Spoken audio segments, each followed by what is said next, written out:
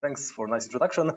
I'm Maciej, and I'm going to present some of our recent outcomes on accelerating graph mining. Okay, so graph mining is a domain of the broad landscape of graph processing in which we are interested in looking for certain patterns, such as, for example, k-clicks. Now, these things are used in a lot of domains, as we all know, including computational biology, computational chemistry, and many, many others. Now, let's briefly start with some challenges that we have with graph mining these days. For the purpose of this illustration, we're going to take a look at the established solution for the maximal click listing, the Brown-Kerbosh algorithm, in which we are looking for maximal clicks, namely clicks which are not contained in even bigger clicks in a given graph. Now, we're not going to discuss details of this algorithm. What is important is to realize that this algorithm is quite complicated. We can see it has a recursive structure. It doesn't have the notion of iterations that we know from other algorithms that we are doing in graph analytics. Thus, it comes with non-straightforward parallelism, complex memory access patterns, and many other similar issues.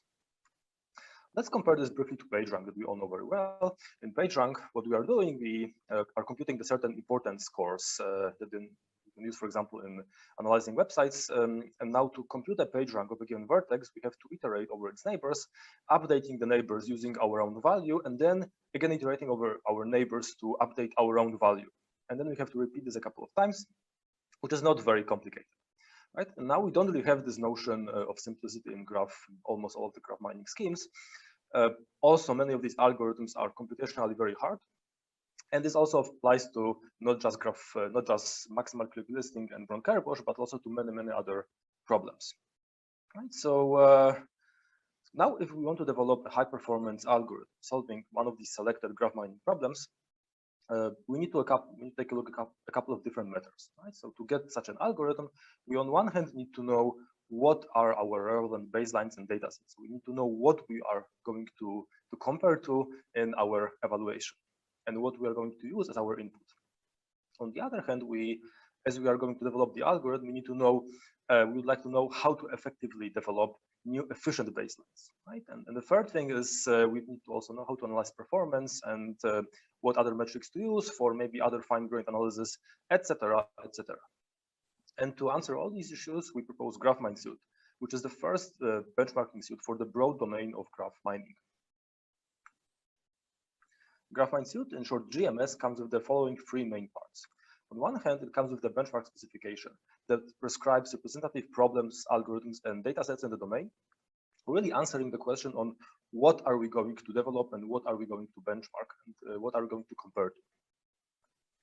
Right, the second part is a software platform that contains reference implementations of the considered problems, but most importantly, a platform which is based on the so-called set algebraic formulations, which, as we will see in a couple of slides, enable both high performance and programmability of our solutions. And this part really answers the questions on how we are going to develop what we want to develop. And the final part are our performance metrics, for example, a novel metric called the algorithmic throughput, which are then answering the questions on how are we going to analyze the performance and other features of what we are developing. Let's start with the part number one, with the benchmark specification. So to answer the question on what are the representative problems and algorithms in the domain, we analyzed a certain number of works in the field, and we were able to distill four fundamental classes of problems. On one hand, we have problems in graph pattern matching, where we're looking for certain specific fixed patterns, such as stars, clicks, and others. On the other hand, we have graph learning, where we are solving problems such as clustering, node classification, and others. Then we have also certain focus on vertex reordering, where we are solving problems in which we want to assign certain importance scores, like basically permute vertices, for example, based on their importance, used in some specific domain or a problem, and some similar types of problems. And finally, there is also some focus on the optimization in the field, for example, with the graph coloring problem. So we have much more details in the paper, including the state-of-the-art baselines, different comments, remarks, and you can check all these things in the paper. Now, it's one thing to algorithms and problems are one thing, but then the other thing that we also are going to do when we are benchmarking is like to use some data sets, right? And here, what about the data sets? Right, so as we all know, when we're benchmarking graph workloads, we are using different types of inputs that have varying sizes, counted in numbers of vertices, numbers of edges, but also with sparsity. So how sparse is our graph? How dense is our graph? And we also usually like to vary, for example, skews in degree distribution to cover for load balancing issues in our evaluations. Right? But what we found out in the progress is that it's not really enough for graph mining problems. What also matters is the higher order organization in our graphs. Right? So as an example, what we encountered was we grabbed two graphs, a photorelation graph and a social network, and these graphs have almost identical sizes counted in their numbers of vertices, numbers of edges, but also in their sparsities and skews in degree distributions. And now the point is that we found out that they had much different numbers of foreclicks, like really different numbers of foreclicks. And this resulted in high differences in performance characteristics for different graph mining problems. That's what we also prescribe, is to also consider graphs with varying higher order differences, such as, for example, what we are doing in the paper. One of these things is that we are proposing is to also have differences in triangles per vertex that then kind of cover these higher order structures to some degree. Right? And again, more details are in the paper or the technical report. Okay, so now we know what are our problems, algorithms and data sets. We know what we are going to target or compare to, but now there's a question, how are we going to develop newer, faster algorithms to outperform state-of-the-art, right? So, and here what we are providing is a software platform and reference implementations that enable playing with different notions, different optimizations, different ways of analysis. But the most important and the key essence of this whole platform is the underlying abstraction, the approach that that enables on one hand programmability, on the other hand high performance, and these are set algebraic formulations. Right, so what we are proposing is to view these problems and these algorithms through the perspective of set algebra and set algebra building blocks, in which we are considering sets and set operations running on these sets. Right, so for example, here we can see some two vertices, U and V, with their two neighborhoods, and we can now treat these neighborhoods and sets, and we can consider operations on these neighborhoods such as set intersection. So again, let's to understand this notion a bit better, let's again consider the Bron-Kerbosch algorithm. And here, so again, the key idea for achieving both programmability and high performance, our baselines, is to use set algebra building blocks. And now, if we take a look at Bron-Kerbosch, we will see that a large number of these lines in this algorithm actually contain set operations already. And what we found out is that many of these graph mining problems and algorithms either come by default with this prevalence of set operations within them, or they can be easily reformulated to kind of expose this richness of set operations. And the even better thing is that there are not many of these set operations. So there are actually four fundamental ones: set intersection, set union, set difference, and set cardinality checking.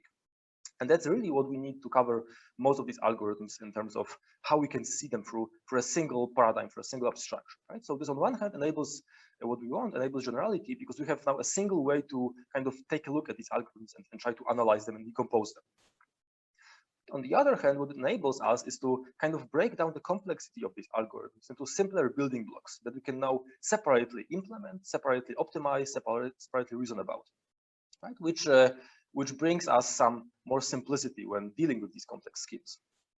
And finally, using this notion of set building blocks, we can now, for example, apply parallelization across different set operations or within a given set operations, depending on what we are exactly doing. This also facilitates, as mentioned, prototyping and optimization, because now, for example, we can use the same set algebraic formulation and test while behind our implementation may differ. We can, for example, have different variants of the set operation. We may have different variants of set representation. And this, on the final hand, gives us chances for having more performance. Right, so let's take a look at a concrete example. We have some input graph with 16 vertices, and now we are grabbing some example set of these vertices. Let's say we have these 5 vertices here. And now we can store this set, we can represent this set, for example, using a sparse array representation in which we are storing these numbers explicitly using a contiguous array. Or we can store this set using a dense bit vector in which we are setting a given bit to be 1 if a corresponding element in the set is in this set, right? So now these representations come with different trade-offs in terms of the performance, the storage overheads. And what we can now do is, for example, to compose these representations for each of the neighborhoods in our graph to for example, to compose a hybrid graph representation in which we are storing some of the neighborhoods. So here on the left, you can see our different vertices, which we now sort by their degrees. And on the right hand, we can see their neighborhoods stored using different set representations. Now, depending on what we are going to achieve, in terms of our performance storage trade-offs, we can now select some of these neighborhoods to be stored as dense bit vectors and some of them as sparse arrays. Right, this comes with potential for different types of optimizations. For example, dense bit vectors are better suited for using SIMD vectorization and other such things. We are also using more complex representations, and again, all these things are explained in the paper or also in the code that we provide online. Right, and now what is even better is that we can now use the same set operation, namely for example, set intersection, and we can now provide different ways we implement design set intersection itself, depending on what are the input representations of our input sets, right, to get even more performance. Right. So, for example, if we are in GMS, we provide different set intersection implementations depending on whether we store our input sets using two dense bit vectors or a sparse array and dense bit vector, or maybe two sparse arrays.